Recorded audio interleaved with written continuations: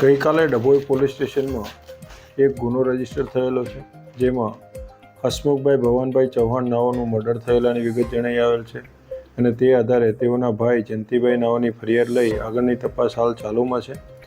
એ દરમિયાન વિગત જોતા તારીખ 20/2/25ના રોજ સાંજના 7 થી 8 વાગ્યાના અરસામાં હસમુખભાઈ ઘરેથી કહેલા કે હું એમની પત્નીને કહીને ગયેલા કે હું આવું છું, મને ફોન ના કરતા।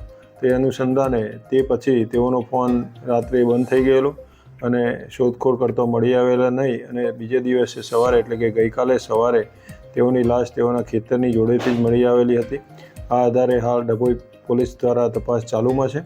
તપાસની વિગત જોતો તેઓને તેઓના મિત્ર મિતેશ નટવરભાઈ વસાવા નાઓ સાથે પરિચય હતો અને તેઓ બંને જોડે નોકરી પણ કરતા હતા અને પૈસાની લેવડ દેવડના કારણે આ મિતેશ વસાવા અને તેઓના જોડીદાર સતીશ વસાવા નાઓએ તેઓનું મોત નિપજાવેલાની વિગત જણાઈ આવેલી હતી અને એ આધારે બંનેની ધરપકડ કરી હાલ આગળની કાર્યવાહી ચાલુમાં છે।